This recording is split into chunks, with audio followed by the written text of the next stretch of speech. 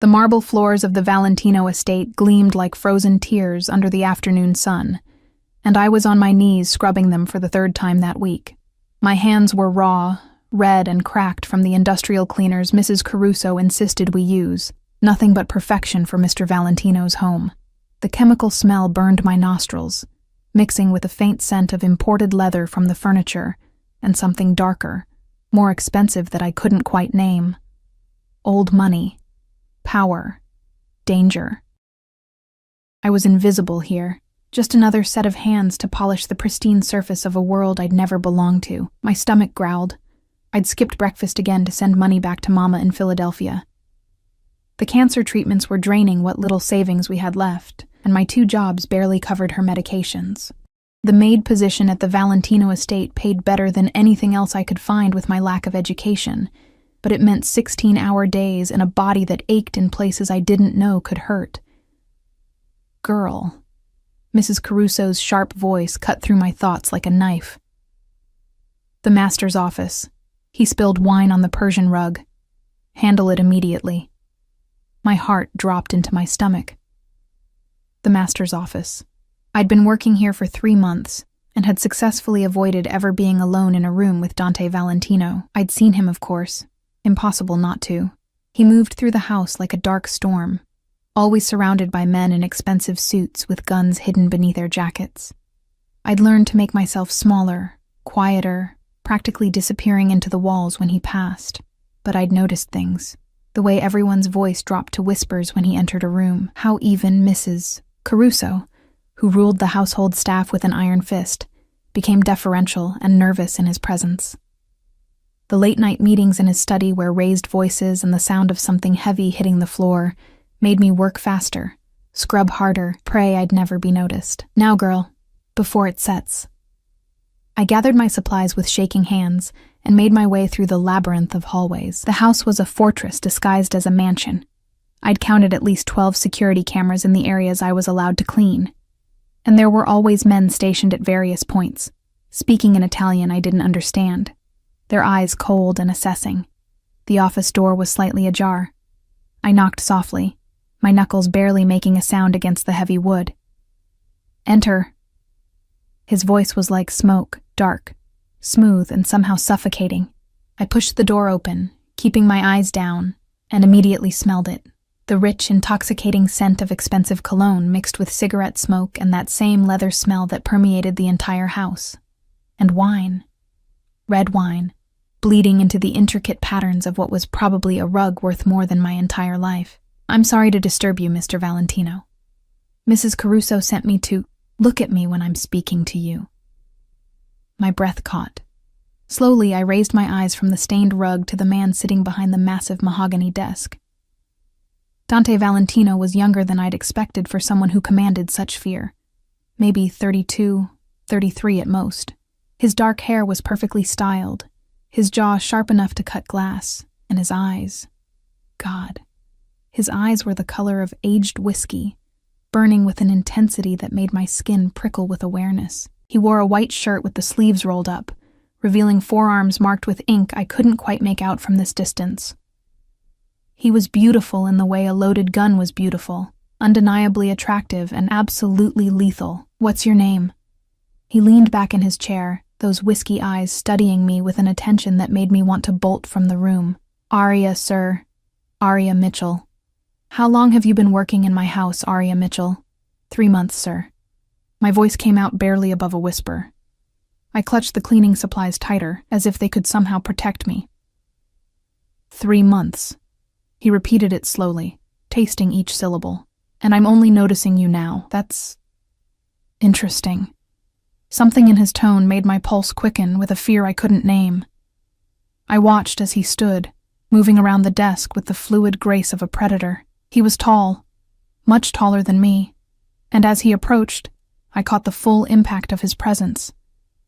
Power rolled off him in waves. This was a man who gave orders that people died following. This was a man who owned everything he surveyed, including, apparently, me for the duration of my employment. The rug, sir. Tell me, Aria. Why do you work 2 jobs? He stopped just a few feet away, close enough that I could see the fine lines around his eyes, the small scar near his left eyebrow. My mouth went dry. How do you... I know everything that happens in my house. Everything about everyone who enters it. He tilted his head slightly, studying me like I was a puzzle he intended to solve. Your mother is sick. Stage 3 cancer. The treatments aren't covered by insurance. You're drowning in debt, working yourself to death to save a woman who has maybe 6 months left to live. Tears burned behind my eyes. Hearing it said so bluntly, so clinically, made the reality of it crash over me like a wave. I need this job, Mr. Valentino. Please, I'll work harder. I won't complain about the hours. Relax. The word was a command, not a comfort. I'm not firing you. I'm simply curious. You're different from the others, quieter. You actually try to disappear. A ghost of a smile touched his lips. I find that refreshing. I didn't know what to say to that, so I said nothing. Instead, I knelt down and began working on the wine stain, focusing every ounce of my attention on the task.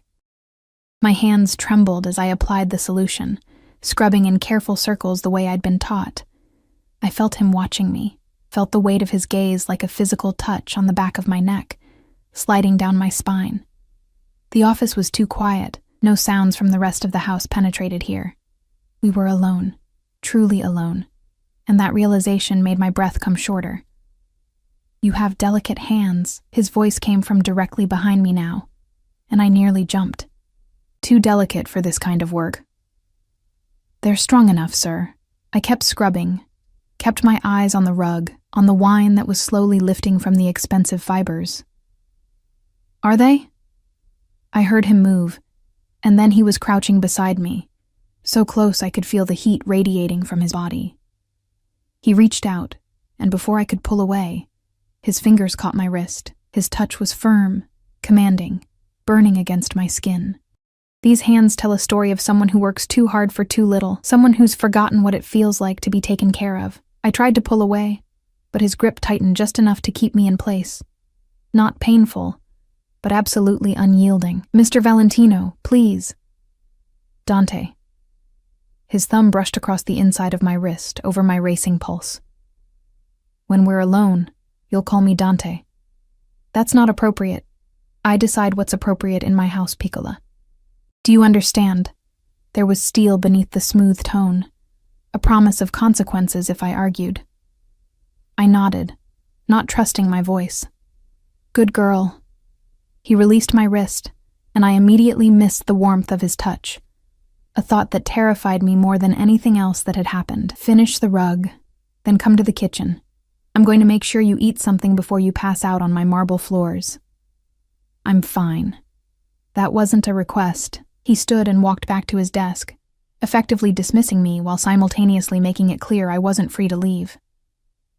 I returned to my work with shaking hands, hyper-aware of his continued presence, the way he occasionally looked up from whatever papers he was reviewing to watch me. Every nerve in my body was screaming at me to be careful, to remember what kind of man he was, what he was capable of. But there was something else, too. Something warm and dangerous unfurling in my chest, the way he'd touched me, the concern in his voice when he'd mentioned food. No one had cared about whether I ate in months. I was so tired of being invisible, of being nothing more than a ghost haunting the edges of other people's lives, and Dante Valentino had seen me, really seen me. That should have been my first warning. I finished with the rug, gathered my supplies, and stood on legs that felt like water.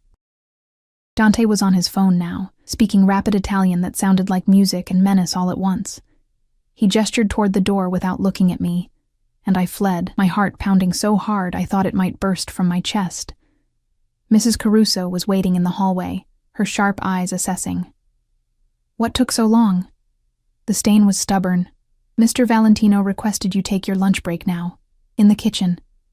Her lips pressed into a thin line of disapproval. Don't dawdle. And don't get any ideas above your station, girl. Men like him don't notice girls like you for innocent reasons. Her words followed me down the hallway like a curse. I knew she was right. I'd heard the stories about powerful men and the women who worked for them. Stories that never ended well for the women. But I needed this job. needed the money. So I'd go to the kitchen, I'd eat whatever food he'd arranged for me, and then I'd go back to being invisible. That was the plan. The kitchen was empty except for Antonio, Dante's personal driver and bodyguard, who nodded at me from his position by the window. On the marble island sat a covered plate, still warm, and a glass of fresh orange juice. I approached it carefully, as if it might bite me. Chicken marsala, roasted vegetables, fresh bread. The smell alone made my stomach cramp with hunger. I ate mechanically, too aware of Antonio's watchful presence, too confused by this sudden attention. Why would Dante Valentino care if his maid ate? Why would he notice me at all when he could have anyone, any woman he wanted? I was nearly finished when I heard footsteps. Dante entered the kitchen, his phone still pressed to his ear, and my entire body went rigid.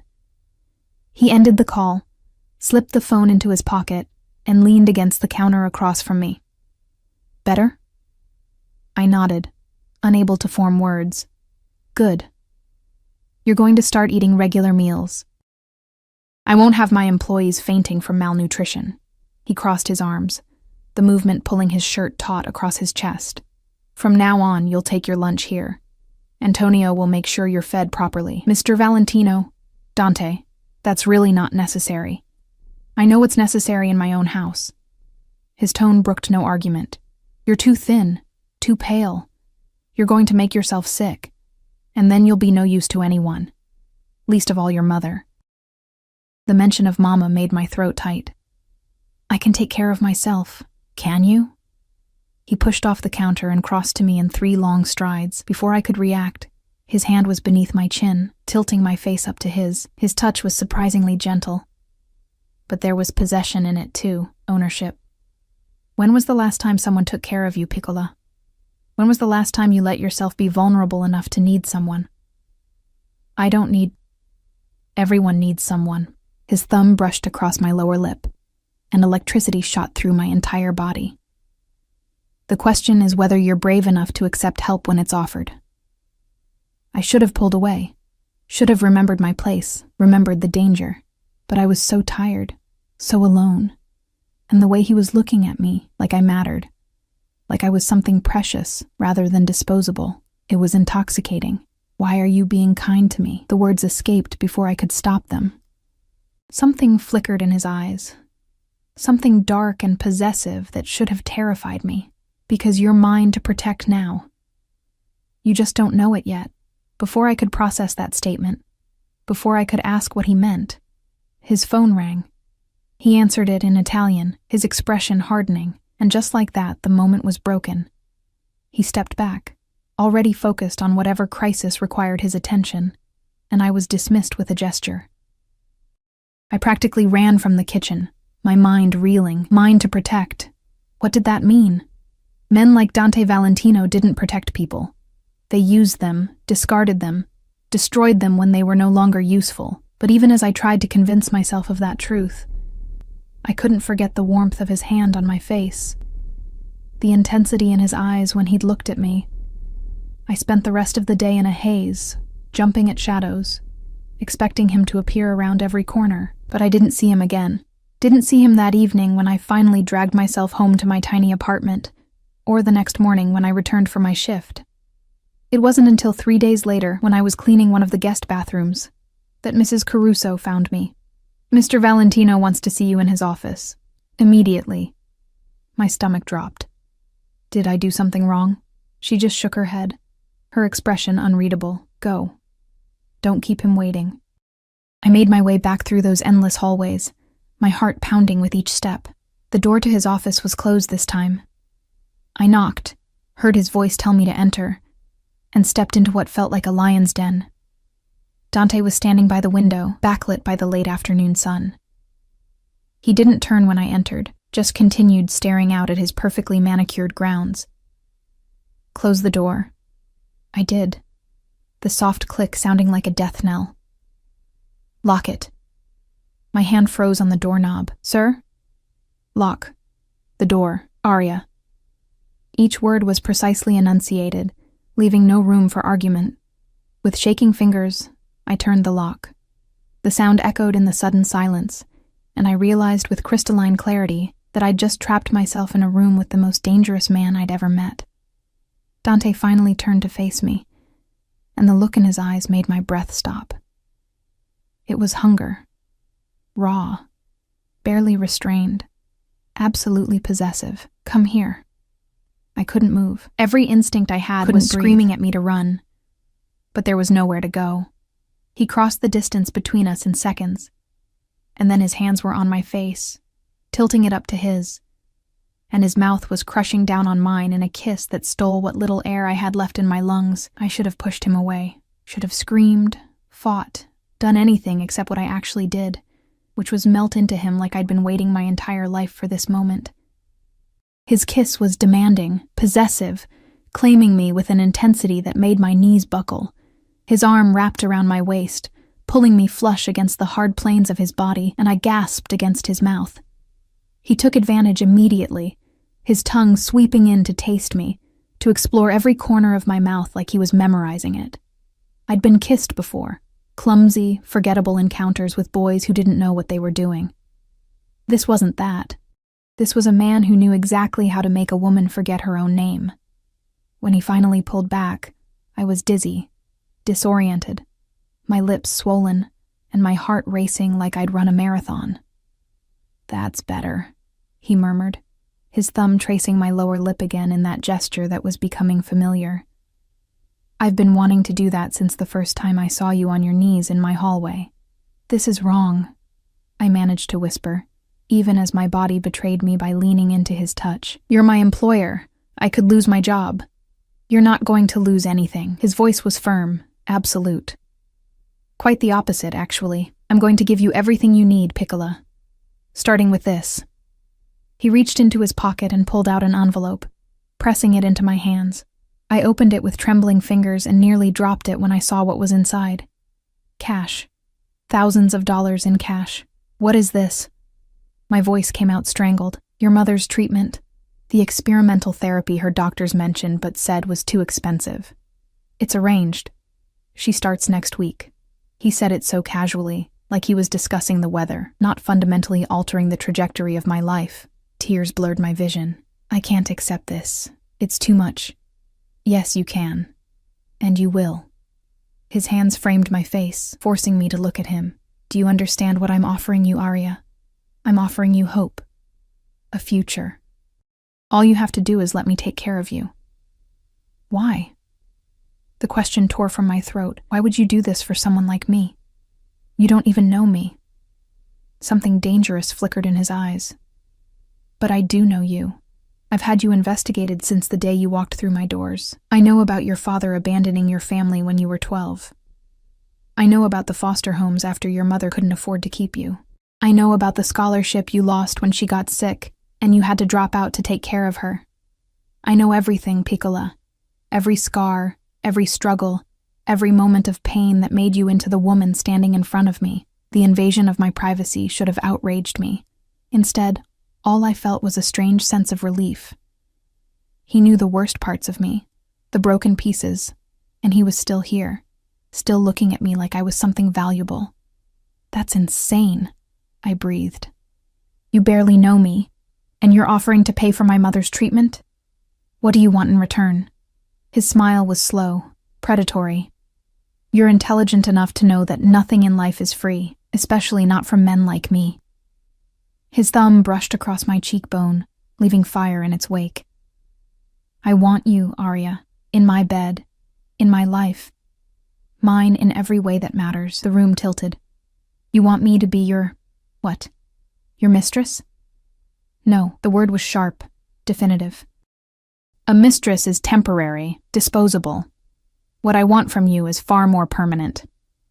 He leaned in, his lips brushing the shell of my ear, and I felt his words more than heard them. "I want you to belong to me, completely.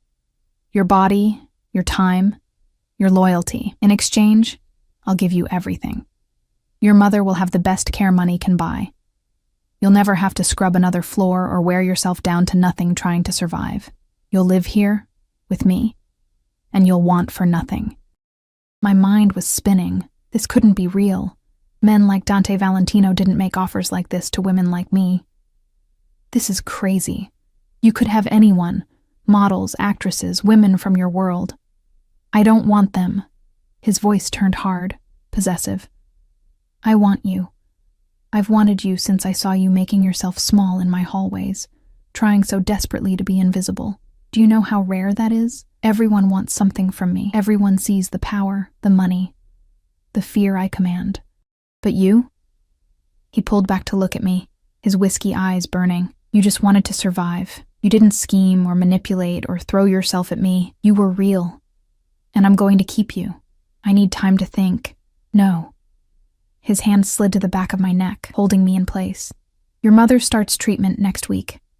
That gives you until Sunday to decide. Either you accept my offer and move into the East Wing by Monday morning, or you walk away and I never bother you again. But understand this, Arya. If you walk away from everything. The treatment, the money, this. He kissed me again, slower this time, but no less devastating. All of it disappears. It was an ultimatum dressed up as a choice. Accept his terms, or watch my mother die knowing I could have saved her. That's not fair, I whispered against his lips. Life rarely is, Piccola, but I'm offering you a way out, a way to save her and yourself. All you have to do is trust me, trust him. Trust a mafia boss who dealt in violence and crime, who was offering me a golden cage in exchange for my freedom. It was insane, reckless, dangerous. But when I thought about Mama, about her wasting away in that hospital bed, about the way she smiled even though I knew she was in agony, when I thought about having the power to save her, what choice did I really have? I need guarantees, I heard myself say. I need to know she'll be taken care of no matter what happens between us. Pride flashed in his eyes. Smart girl. Yes, I'll have my lawyers draw up a contract. Your mother's treatment will continue regardless of our arrangement. You have my word. The word of a criminal? The words escaped before I could stop them, and I immediately regretted them when I saw his expression darken. But instead of anger, he laughed.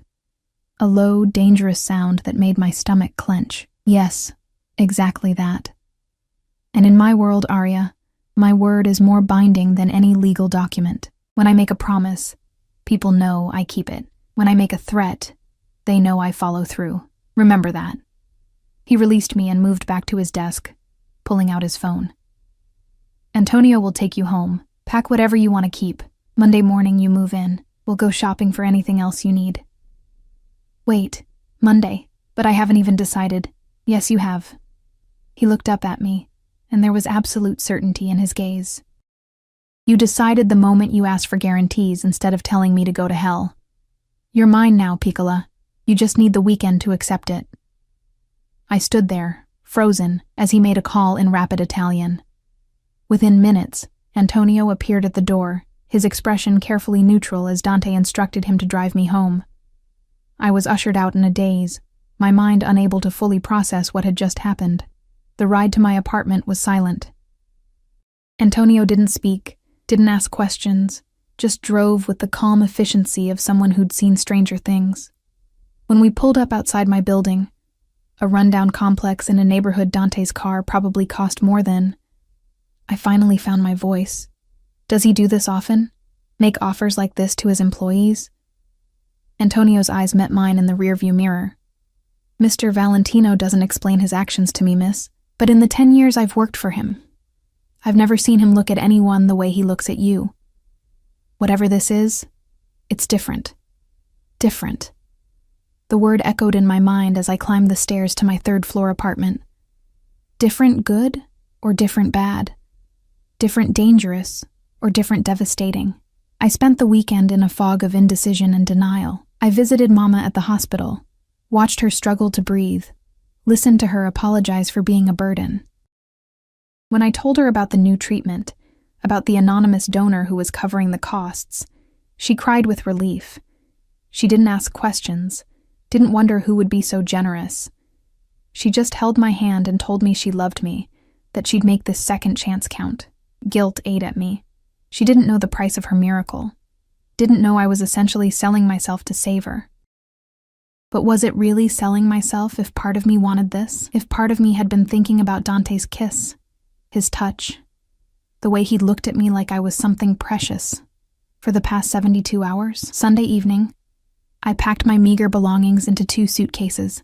Most of my clothes were worn, faded, not fit for the life Dante was offering. I kept photos, a few books, my mother's jewelry, things that mattered, things that remembered who I was before all this. I didn't sleep that night. Monday morning arrived with brutal inevitability. At exactly 8 a.m., there was a knock at my door. Antonio stood in the hallway, his expression carefully blank. "Mr. Valentino sent me to collect you, miss. Are you ready?" Was I?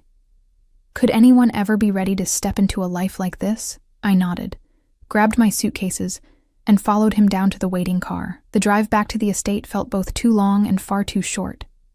My hands wouldn't stop shaking. My mind kept running through every possible scenario, each one more terrifying than the last. The car pulled through the gates, past the security checkpoint, and up the long driveway. The house looked different now, not just a workplace, but a prison. A beautiful, gilded prison, where I'd just agreed to serve my sentence. Mrs. Caruso was waiting at the entrance, her expression sour. "Mr. Valentino is in his office. He wants to see you immediately. Your belongings will be taken to the East Wing." I made my way through those familiar hallways, my heart pounding so hard I thought everyone could hear it. The office door was open this time. Dante stood by the window again, his back to me, but I could feel his awareness of my presence. "Close the door." I did, my hand trembling on the handle. "Come here, Arya." I crossed the room on legs that felt like they belonged to someone else. When I was close enough, he turned, and the look on his face stole my breath. Hunger, possession, satisfaction. "You came. Did you think I wouldn't? I knew you would." He reached out, his fingers trailing down my cheek to my throat, feeling my racing pulse. "Because you're smart enough to recognize opportunity when it presents itself. And because, whether you want to admit it or not, you want this too. I'm here for my mother. You're here for multiple reasons, Piccola. Your mother is one of them. This..."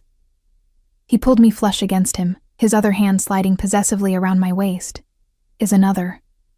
He kissed me again, slower this time, deeper, taking his time to explore and claim.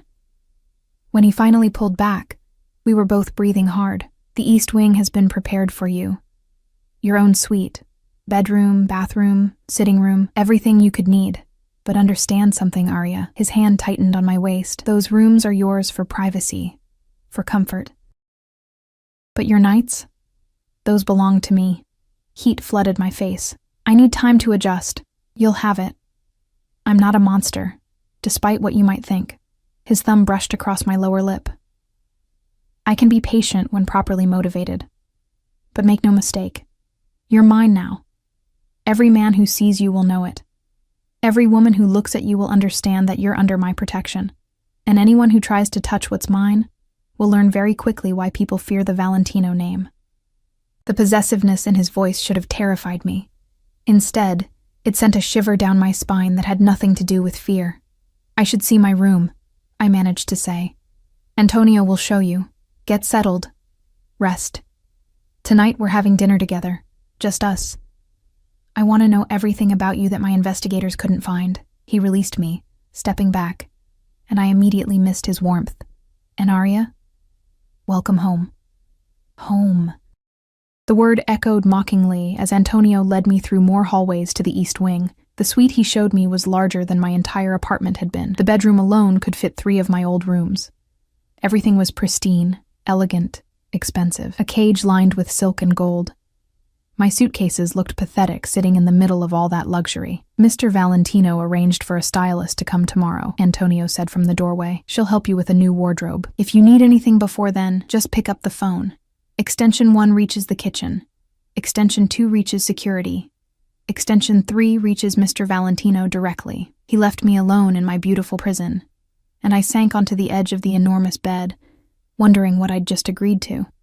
The hours until dinner passed in a strange blur of anxiety and surreal acceptance. I explored my new suite like a prisoner examining her cell. The bathroom with its marble countertops and rain shower that could fit 4 people. The walk-in closet that was currently empty except for my pathetic collection of worn clothes. The sitting room with floor-to-ceiling windows overlooking manicured gardens that probably cost more to maintain than most people's mortgages. At 6 o'clock, there was a soft knock. A young woman I didn't recognize stood in the hallway holding a garment bag and a makeup case. "Miss Mitchell, I'm Sophia. Mr. Valentino asked me to help you prepare for dinner." Of course he did, because apparently I couldn't even dress myself anymore without his intervention. But I let her in because I genuinely had nothing appropriate to wear, and because refusing felt like a battle not worth fighting on my first day. Sophia was efficient and kind, chattering about nothing important while she worked. The dress she pulled from the bag was simple, but elegant, deep emerald silk that hugged my curves and fell to just above my knees. She did my makeup with a light hand, curled my hair into soft waves, and stood back with a satisfied smile. "Beautiful. Mr. Valentino will be very pleased." I stared at my reflection and barely recognized myself. I looked like someone who belonged in this world. Like someone who could stand beside a man like Dante without looking ridiculous. The illusion was almost convincing. Sophia led me through the house to a private dining room I'd never cleaned before. Soft lighting, an intimate table set for two, and Dante standing by the window in a black suit that probably cost more than a year of my old salary. He turned when I entered, and the raw appreciation in his eyes made my breath catch. "Bellissima," he murmured, crossing to me and taking my hand. He brought it to his lips, his eyes never leaving mine. "The dress is perfect on you. It's beautiful. Thank you." The words felt strange in my mouth, thanking him for dressing me like a doll. He pulled out my chair, waited until I was seated, then took his own seat across from me. Within moments, staff appeared with wine, and the first course, some kind of soup that smelled incredible, and probably had a name I couldn't pronounce. "Tell me about your mother," Dante said, swirling his wineglass. "What was she like before she got sick?" The question surprised me. I'd expected him to talk about his rules, his expectations, the parameters of our arrangement. Instead, he wanted to know about Mama. "Strong," I said softly, my fingers tracing the stem of my own wineglass. "She worked 3 jobs after my father left. Made sure I had everything I needed even when she had nothing for herself. She used to sing while she cooked, old Italian songs her grandmother taught her. The apartment always smelled like garlic and tomatoes and love." Something flickered in Dante's expression. "Italian?" Her maiden name was Rossi. Her grandparents came over from Sicily in the 20s. I took a small sip of wine, the rich taste exploding on my tongue. "She used to tell me stories about the old country, about family and loyalty and the importance of honor. Rossi." He said the name thoughtfully. "From Sicily. There was a Rossi family connected to the Genovese organization back then. They ran a neighborhood in Brooklyn." My heart stuttered. "I don't know anything about that. Perhaps your mother didn't either, or perhaps she did and chose to protect you from that knowledge." He set down his wineglass, his gaze intense. "The life I lead, Arya. It's not something I chose lightly. It's legacy, blood. My grandfather built this empire. My father expanded it. And now it's mine to protect and grow. Some are born into darkness. We don't get to choose. Is that supposed to make me feel better about what you do? No." His honesty surprised me. "I'm not asking you to approve of my business. I'm telling you the reality of what you've stepped into. There are rules in my world, codes that must be followed. Loyalty above everything, family above all else. You're part of that now, whether you're ready or not." The soup was cleared, replaced by what Sophia whispered was osso buco, braised veal that melted on my tongue. I'd never tasted anything so perfect in my life. Everything about this meal, this moment, felt like a dream I'd fall out of at any second. "What are your rules?" I asked quietly. "What do you expect from me?" Dante leaned back in his chair, studying me with those burning whiskey eyes. "Honesty. Complete honesty at all times. If something bothers you, you tell me. If someone threatens you, you tell me immediately. You don't hide things from me, Arya. I can't protect what I don't know about. Protect me from what?" His jaw tightened. "From everything. There are people who would use you to get to me. Rival families, enemies I've made in business. Anyone who thinks hurting you would hurt me. And they'd be right." He reached across the table, his fingers capturing mine. "You're my weakness now, Piccola. The moment I claimed you, the moment I brought you into my life, you became a target. That's why you'll have security wherever you go. That's why I need to know where you are at all times. Fear crawled up my spine. I didn't think about that, about being in danger. You don't have to think about it. That's my job. His thumb stroked across my knuckles, the gesture somehow both comforting and possessive. Your job is to let me take care of you, to trust that I'll keep you safe, to accept that your life has changed, and fighting against it will only make you miserable. And if I can't accept it, if I decide this was a mistake, something dangerous flashed in his eyes. Then we have a problem, because I meant what I said, Arya. You're mine now. I don't give back what belongs to me. The words should have enraged me, should have sent me running from the room.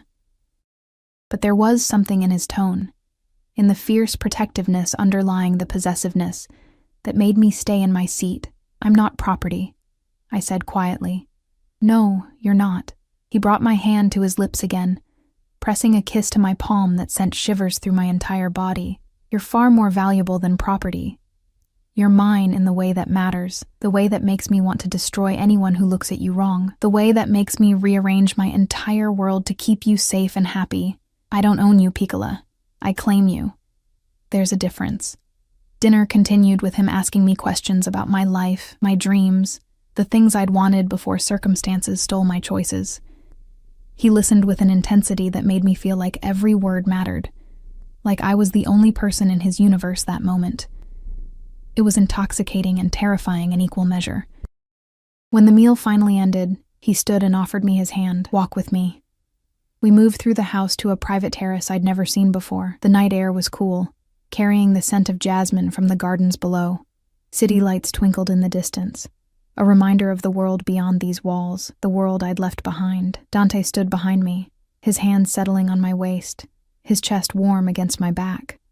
What are you thinking? That my life was simple yesterday.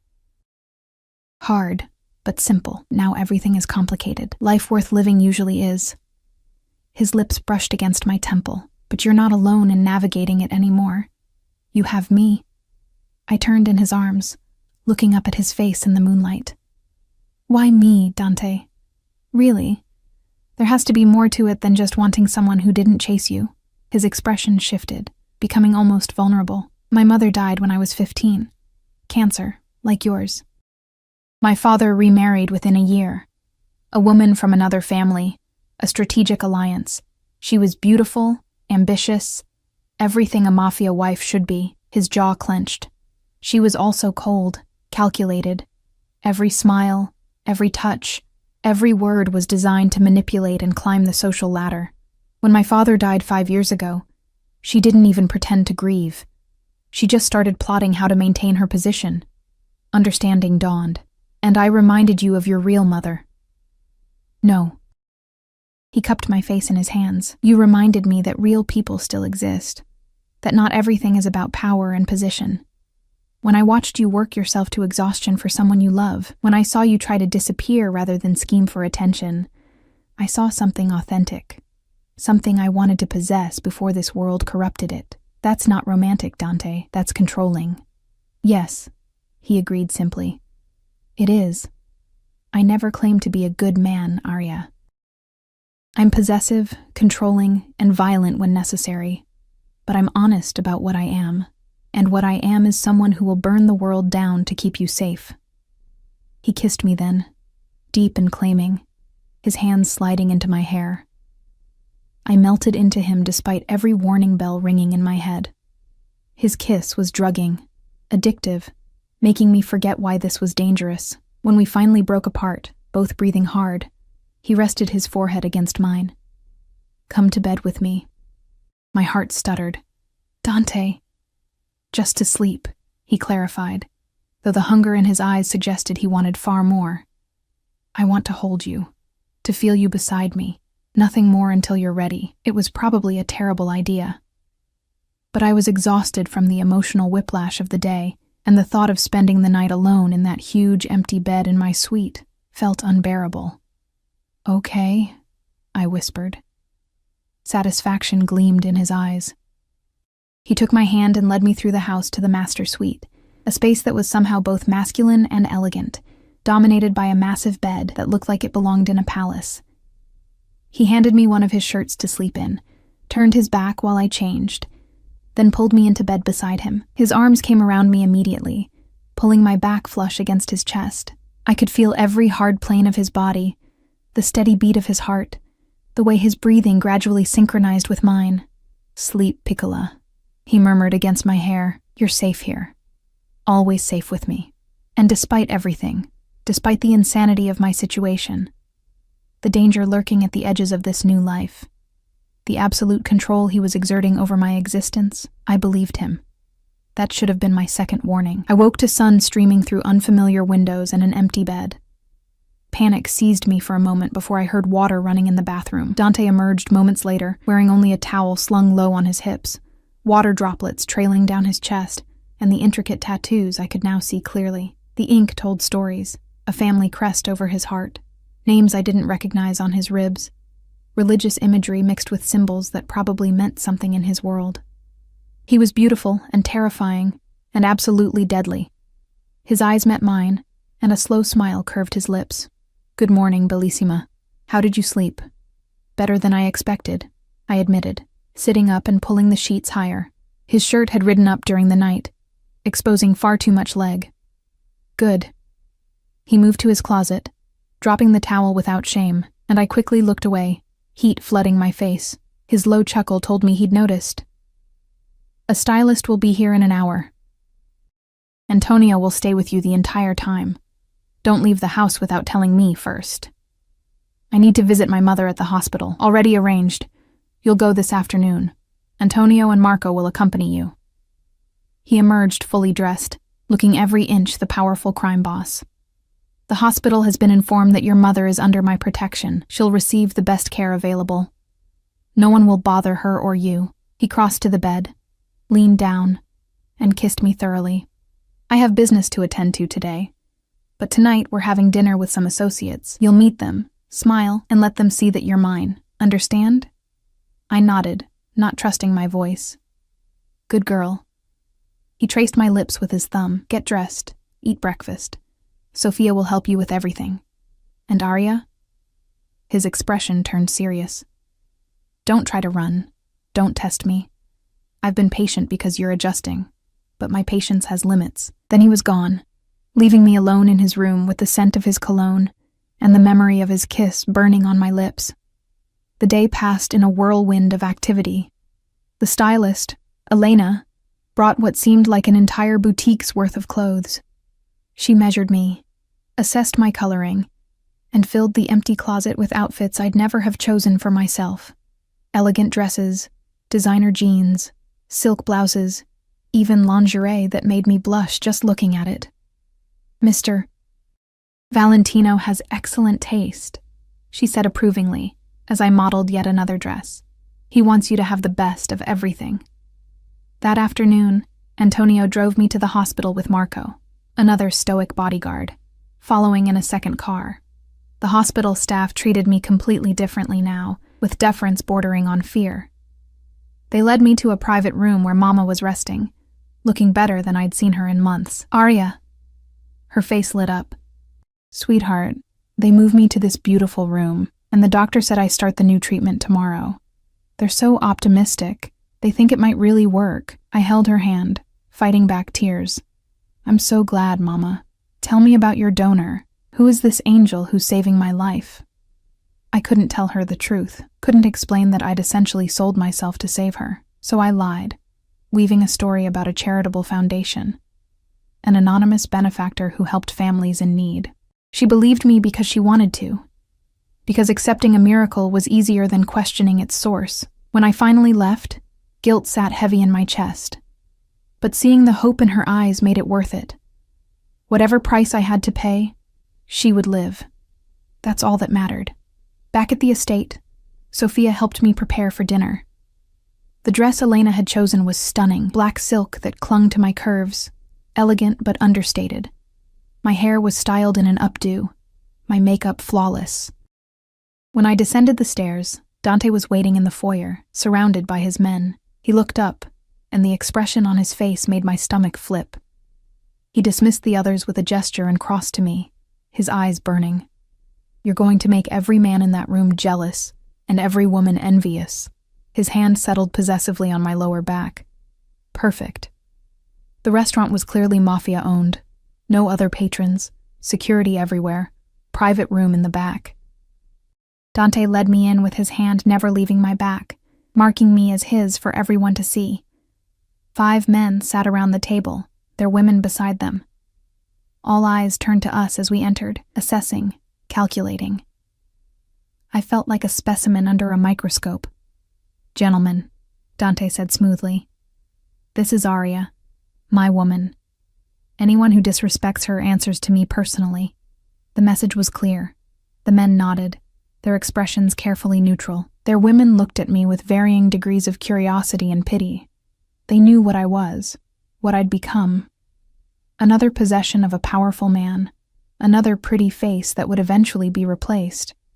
But they didn't know the whole story, didn't know about the arrangement, the contract written in desperation and sealed with a kiss. They didn't know that part of me was starting to want this, starting to crave Dante's attention and protection in ways that terrified me. Dinner was an exercise in survival.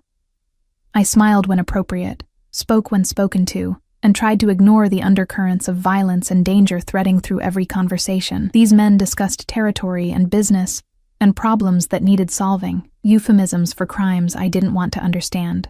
And through it all, Dante kept me close, his hand on my thigh under the table, his touch possessive and reassuring in equal measure. It was midnight when we finally returned to the estate. I was exhausted, overwhelmed, ready to collapse. But Dante had other plans. He led me to his room, closed the door, and pulled me into his arms. "You did perfectly tonight. I'm proud of you."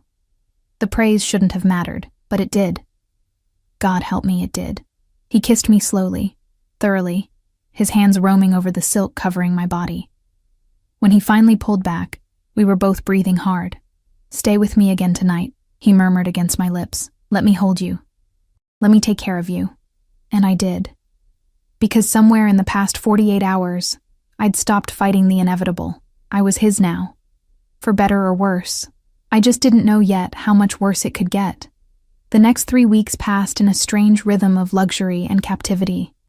My days fell into a pattern. Breakfast with Dante when his schedule allowed.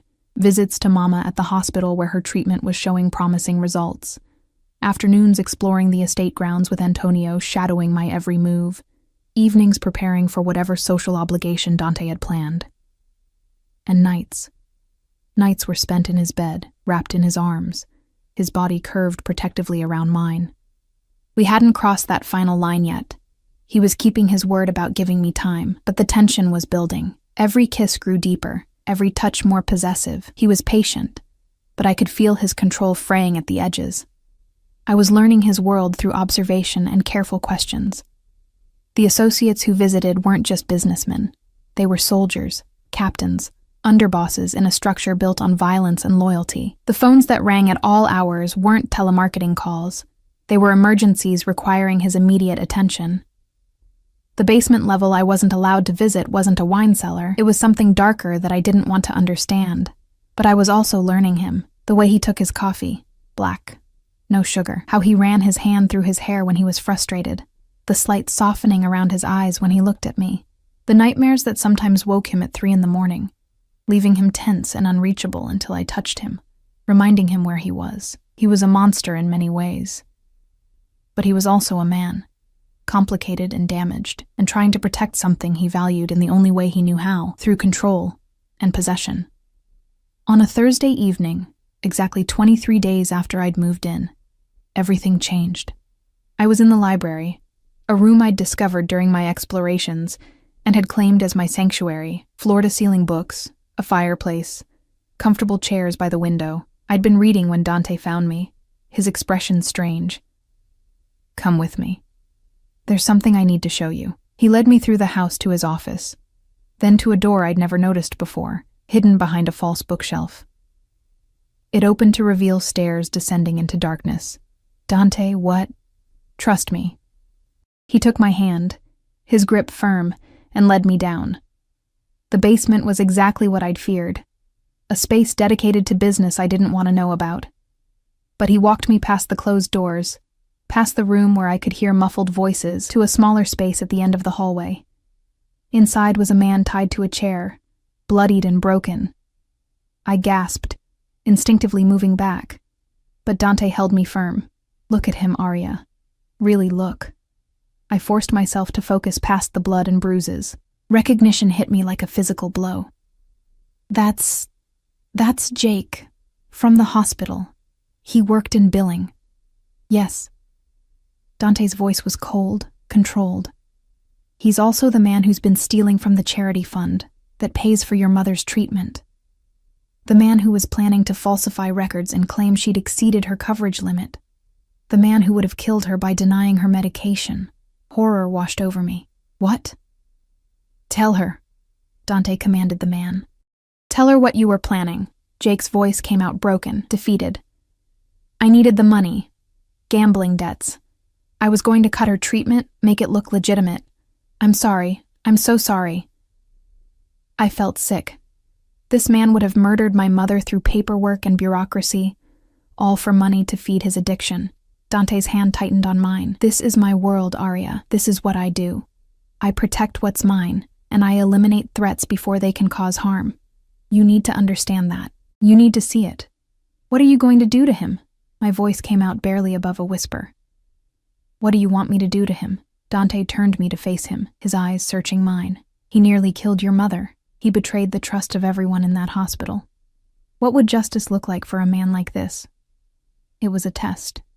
I knew it was a test. He was seeing if I could handle his reality, if I could accept the violence that underscored everything he was. I don't want to watch anyone die, I said quietly, but I don't want him near my mother ever again. I don't want him to have the power to hurt anyone else. Something like approval flickered in Dante's expression. Wise answer, Piccola. He turned to the men standing guard. Make sure he's arrested by legitimate authorities. Provide them with evidence of his embezzlement. He'll spend the next decade in prison, and by the time he gets out, he'll be too old and broken to hurt anyone. He led me back upstairs, his hand never leaving mine. In his office, he poured us both whiskey, pressing the glass into my trembling fingers. You passed, he said softly. That was a test. Everything is a test in this life. I needed to know if you could handle the reality of what I do, if you could see the violence and understand that sometimes it's necessary. He sat beside me, his thigh pressing against mine. You didn't flinch, didn't demand I let him go. You saw the situation clearly and made a rational decision. I'm proud of you. Don't be. I drank the whiskey, letting it burn away the taste of fear. I'm not proud of myself. I should have demanded you let him go, should have been horrified, but all I could think about was Mama, and how close she came to dying because of that man's greed. That's survival instinct. That's understanding that the world isn't black and white, that sometimes monsters wear respectable faces, and sometimes the devil protects the people you love. He took the empty glass from my hand and set it aside. You're adapting to this life better than I expected. Is that what this is? Adaptation? I laughed bitterly. I'm changing into someone I don't recognize. Someone who can stand in a basement with a tortured man and calmly discuss his fate. You're becoming someone stronger, someone who can survive in my world. His hand cupped my face, forcing me to meet his eyes. And you're mine, which means you're protected, cherished. No one will ever hurt you the way that man tried to hurt your mother. He kissed me then, and for the first time, I kissed him back with matching hunger. All the tension of the past weeks, all the fear and desire and confusion, it all poured out in that kiss. His hands tangled in my hair, pulling me closer, and I went willingly, climbing into his lap, pressing against him. Arya, he groaned against my mouth. If you don't stop now, I won't be able to. Then don't stop. The words left my mouth before I could think better of them. I don't want you to stop. His eyes blazed. Are you sure? Because once we cross this line, there's no going back. You'll be mine in every way. I'm already yours, I whispered, and realized it was true. Somewhere between the threats and the protection, between the fear and the desire, I'd fallen into this, into him. I stopped fighting it a week ago, maybe longer. I don't know when it happened, but it did. He stood with me in his arms, carrying me through the house to his bedroom. He set me down gently, his hands shaking slightly as he reached for the zipper of my dress. I'll be gentle, he promised. "I'll take care of you." And he was. He undressed me slowly, reverently, like I was something precious. His kisses were soft, exploratory, mapping every inch of skin he revealed. When he finally laid me back on his bed, I felt treasured rather than possessed. Making love to Dante was nothing like I'd imagined. It was intense, overwhelming, a claiming that went deeper than physical. He watched my face the entire time, gauging my reactions, adjusting his movements to my responses. When I fell apart in his arms, his name on my lips, he followed moments later, burying his face in my neck and holding me like he'd never let go. Afterwards, wrapped in his arms with my head on his chest, I felt the magnitude of what had just happened settle over me like a weight. "No regrets," he murmured, as if reading my mind. "This was inevitable from the moment you walked into my life. So sure of yourself. About this?" "Yes." His hand stroked through my hair. "You're mine now, Arya." "Completely mine. And I'm never letting you go." The possessiveness should have bothered me. But lying there in the aftermath, feeling safe and cherished and wanted, I couldn't bring myself to care. I fell asleep in his arms, more content than I'd been in years. I woke to an empty bed and the sound of angry voices downstairs. Pulling on one of Dante's shirts, I crept to the door and listened. Italian, rapid, furious Italian, punctuated by what sounded like furniture hitting walls. Something was wrong. Very wrong. I found Sophia in the hallway, her face pale. "Miss Arya, you should stay in your room." "What's happening?" "There's been an incident with one of the families. Mr. Valentino is handling it." Before I could ask more, Dante appeared at the top of the stairs, his expression thunderous. Blood spattered his shirt. Not his blood, I realized with sick certainty. His eyes found mine, and something in his expression made my stomach drop. "Arya, my office. Now." I followed him on shaking legs. Inside, he closed the door and turned to face me, his control visibly fraying. "There's been a complication. The Baldini family has declared vendetta against me. Some business disagreement that escalated." He ran a hand through his hair. "They've made threats against anyone close to me. Which means you're in danger." "What kind of danger?" "The kind that gets people killed." His hand settled on my shoulders. "I'm doubling your security. You don't leave this house without at least 4 guards. You don't go anywhere I haven't personally approved. And if I say run, you run. No questions, understand?" Fear crawled up my spine. "Dante, I won't let them touch you." His voice turned hard, deadly. "I'll burn their entire organization to the ground before I let them hurt you. But you need to be smart. Need to follow my rules exactly."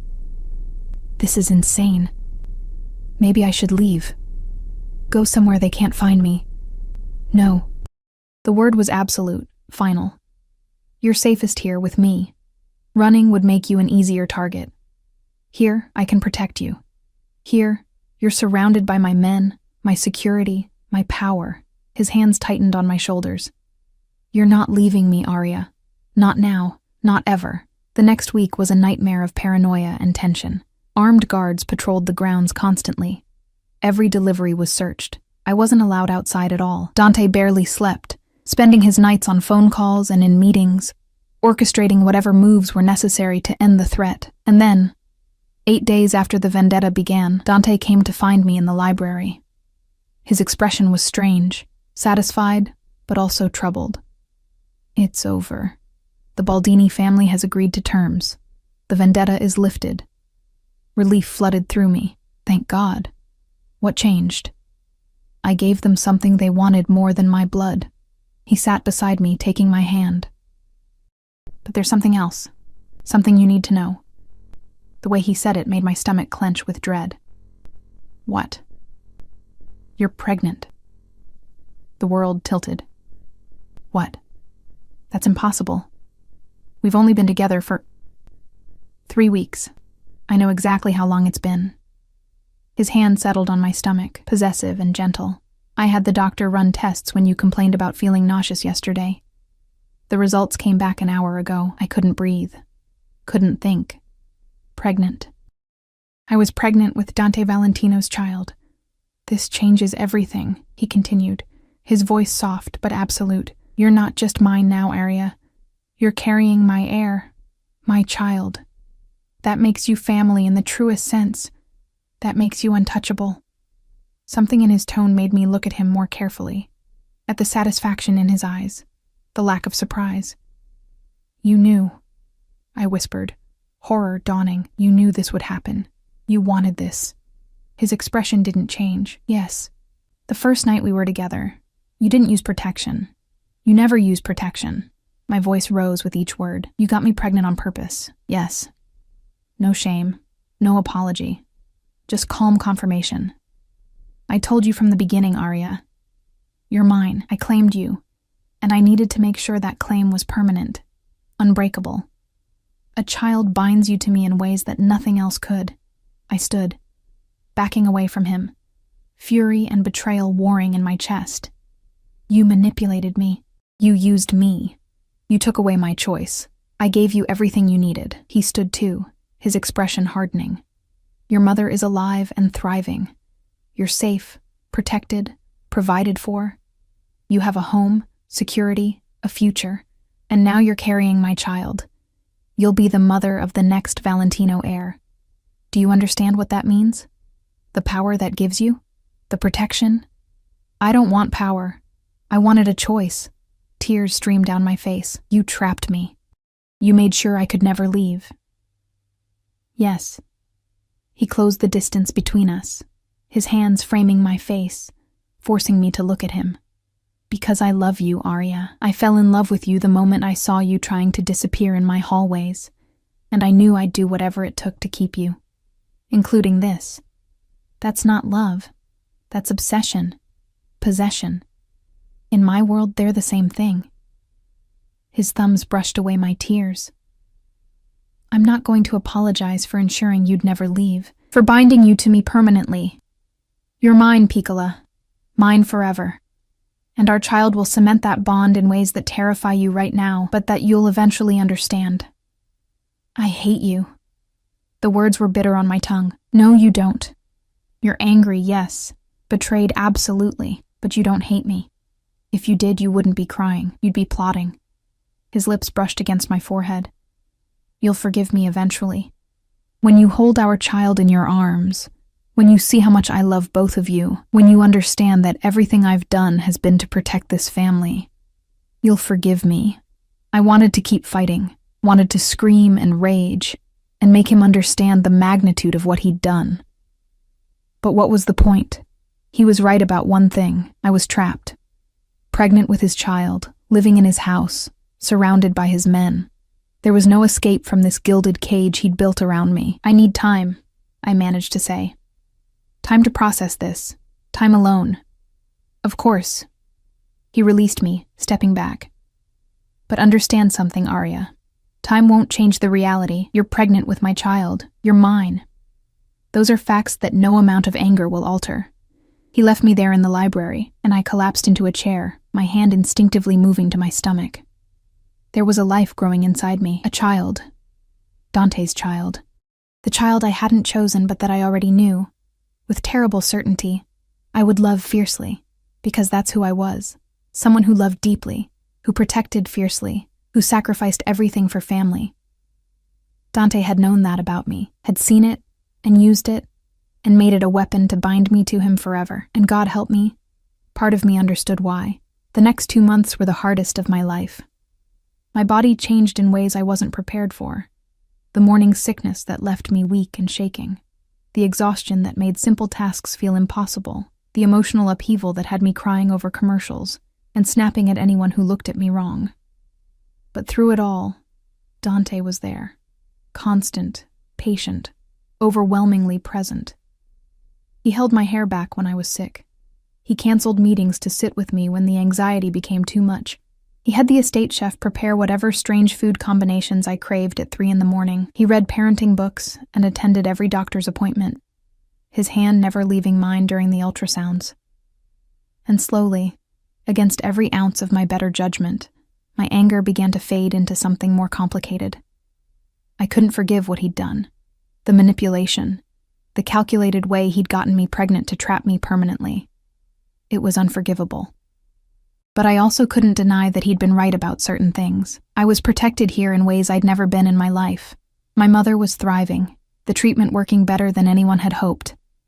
And Dante loved me with an intensity that was both terrifying and oddly comforting. It wasn't healthy. It wasn't normal. But it was real. One evening, when I was almost 4 months along and finally starting to show, Dante found me on the terrace watching the sunset. He'd been in meetings all day, something about territorial disputes and negotiations I didn't want to understand. He looked exhausted, the weight of his world evident in the lines around his eyes. "Can I sit with you?" he asked quietly. I nodded, and he settled beside me, his hand immediately finding mine. We sat in silence for long minutes, just breathing together, watching the sky turn from gold to pink to deep purple. "I was 7 when my mother died," he said suddenly. "Brain cancer. It took her fast. 6 months from diagnosis to death. My father was destroyed by it. He loved her in a way that made him vulnerable, and that vulnerability nearly cost him everything. Other families saw his grief as weakness. They moved against him, tried to take what was his, while he was too broken to fight back." I squeezed his hand, not speaking, just listening. He survived, but it changed him, made him hard, cold. When he remarried, it was strategic. No love, no emotion, just power and alliance. He taught me that love was a liability, that caring about anyone made you weak. Dante's jaw clenched. I believed him for years, built walls around myself, refused to let anyone matter. And then you walked into my house trying so hard to be invisible, and you shattered every wall I'd spent 20 years building. Dante, let me finish. His voice was rough with emotion. I knew I was falling for you. I knew it was dangerous, but I couldn't stop myself. And when I realized you might leave once your mother was stable, once you didn't need my money anymore, the thought of losing you made me desperate, made me do something unforgivable. He turned to face me, his eyes intense. "I got you pregnant on purpose because I couldn't bear the thought of you leaving. I knew it was wrong. I knew it was manipulative, but I also knew that I couldn't survive in a world where you weren't mine. So I made sure you couldn't leave, and I'm not sorry for that, Arya. I'm sorry for hurting you. I'm sorry for taking away your choice. But I'm not sorry for ensuring you'd stay." Tears blurred my vision. "You should be sorry. You should regret it. I know. A better man would." His hand moved to my stomach, settling over the small bump. "But I'm not a better man. I'm a selfish bastard who saw something beautiful and claimed it before anyone else could. And now we're here, with a child growing inside you, binding us together forever." I covered his hand with mine, feeling the flutter of movement beneath our palms. Our baby. The child we'd created, wanted or not. "I should hate you," I whispered. "But you don't." It wasn't a question. "No, I don't." The admission felt like defeat and liberation all at once. "I'm angry, I'm hurt, but I don't hate you. I think I might love you, which makes me as twisted as you are." His sharp intake of breath told me he hadn't expected that. "Say it again." "I love you." The words came easier the second time. "I love you even though you're controlling and possessive, and you manipulated me in the worst possible way. I love you even though you're a criminal who does terrible things. I love you because you see me, really see me, and you've never asked me to be anything other than exactly who I am." He kissed me then, deep and claiming and somehow gentle all at once. When he pulled back, there were tears in his eyes. "I love you more than I've ever loved anything in my life," he said roughly. "More than power, more than family legacy, more than my own survival. You and our child. You're everything now, and I will destroy anyone who tries to take you from me. I know." And I did. I understood him now in ways I hadn't before.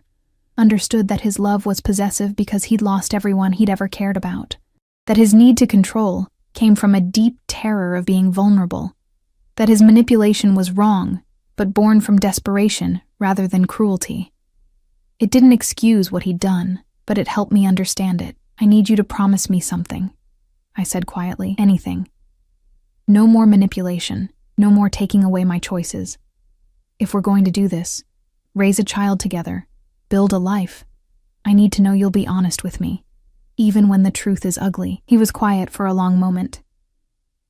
I can promise I'll try, but I can't promise I won't be overprotective.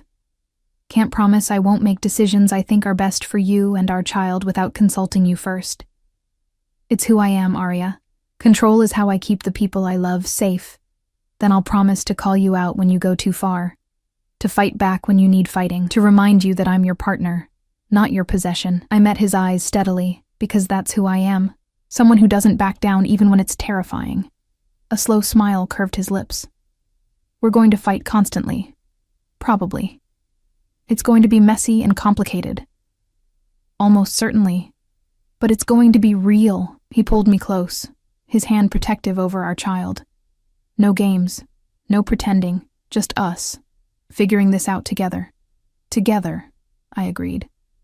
The months that followed were indeed messy and complicated. We fought about everything. His overprotectiveness, my stubborn independence, how to prepare for the baby, what kind of life we wanted for our child. But we also laughed together, planned together, fell deeper in love in the spaces between the arguments. Mama's health continued to improve. By my 6th month of pregnancy, she was in remission, strong enough to visit the estate and meet the man who'd saved her life. She took one look at Dante, saw the way he touched me, the possessive gentleness in his eyes, and she understood immediately what our arrangement had been. You did this for me, she said quietly when we were alone. Gave yourself to him to save me. It's more complicated than that now, I admitted. I love him, Mama, even knowing what he is, what he's done. I love him. She took my hand, her eyes sad, but understanding. Love isn't always clean and simple, sweetheart. Sometimes it's messy and complicated and comes from the most unexpected places. The question isn't whether this is the right love or the wrong love. The question is whether it makes you happy. It does, I realized. In strange, twisted ways. It makes me incredibly happy. Then that's all that matters. My water broke on a Tuesday evening while Dante was in a meeting with his underbosses. I'd been reading in bed when the first contraction hit, sharp and unmistakable. Sophia called Dante immediately, and within minutes the house erupted into organized chaos. Dante burst into the bedroom, his face pale. Is it time? Are you okay? Should I call the doctor again? Do we need Dante? I grabbed his hand, squeezing hard. Breathe, we have time. Just stay with me. He did. Through 14 hours of labor, he never left my side. He held my hand when the contractions became unbearable. He whispered encouragement in Italian when I was too exhausted to push. He cried when our daughter finally entered the world, tiny and perfect and screaming with indignation. She's beautiful, he breathed, watching as the nurses cleaned her. She's perfect. Arya, she's ours, I finished, my voice hoarse. She's ours. They placed her in my arms moments later, and I fell completely in love. She had Dante's dark hair and my nose, and when she opened her eyes, they were the exact shade of whiskey that haunted my dreams. Isabella, Dante said softly, his fingers stroking her tiny cheek. Her name is Isabella Marie, after both our mothers. I looked at him, surprised. You want to name her after my mother? She saved your life by bringing you into this world. It's only right we honor her. His expression was tender in a way I'd rarely seen. Besides, family is everything, and your mother is family now. Isabella Marie Valentino, our daughter. The physical proof of the complicated, messy, absolutely real love between a mafia boss and the maid who'd stolen his heart. The weeks after her birth were exhausting and perfect. Dante was surprisingly hands-on for someone who'd grown up in his world. He changed diapers, did 3 a.m. feedings, rocked Isabella to sleep while singing Italian lullabies his mother had sung to him. He was gentle with her in ways he'd never been gentle with anything else in his life, and he was even more possessive of both of us. Security doubled. I wasn't allowed to leave the grounds without an entire team of guards. Anyone who wanted to see Isabella had to be cleared through multiple levels of approval. It was suffocating and overwhelming, and exactly what I'd expected, but it was also love. Twisted. Controlling. Absolutely consuming love. One night, when Isabella was 6 weeks old and finally sleeping through the night, I found Dante standing by her crib just watching her sleep. The moonlight streaming through the window illuminated his face. highlighting the softness there, the vulnerability he only showed in moments like this. "What are you thinking?" I asked softly from the doorway. He didn't turn, just kept watching our daughter, that I'd burn the entire world down to keep her safe, that anyone who ever tries to hurt her will learn exactly what happens when you threaten what belongs to Dante Valentino.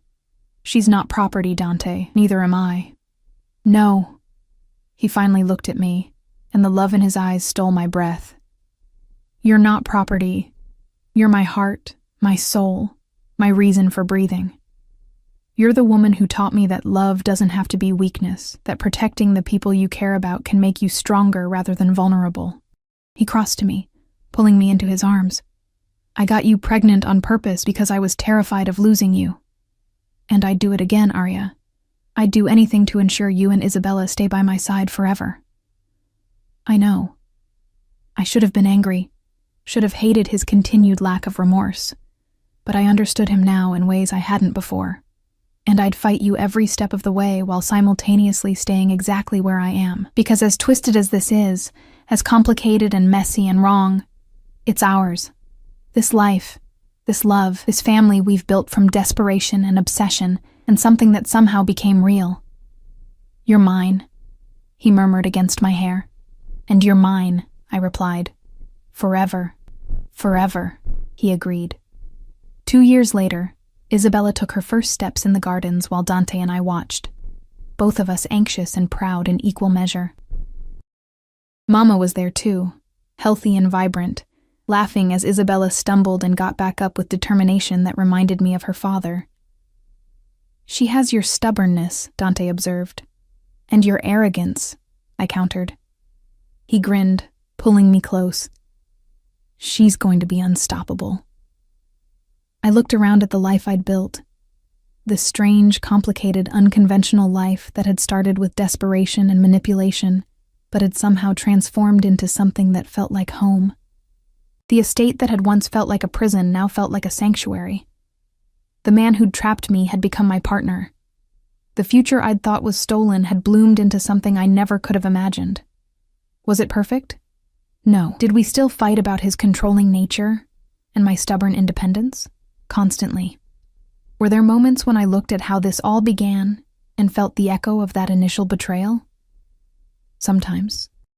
But as I watched Dante scoop Isabella into his arms, saw the pure love and joy on his face, felt the warmth of family surrounding us, I knew I wouldn't change it, not the manipulation that brought us together, not the pregnancy that trapped me, not even the fear and anger I'd felt in those early months, because all of it had led to this, to Isabella's laughter ringing through the gardens, to Mama's remission and happiness, to a love that was messy and complicated and absolutely real. Dante had told me once that he'd gotten me pregnant on purpose, that I was his forever. At the time, it had felt like a curse, a trap I'd never escape. Now, with his arm around my waist, and our daughter in his arms, and our whole messy, beautiful life stretching out before us, it felt like the most twisted kind of blessing. I was his, he was mine, and forever didn't seem nearly long enough.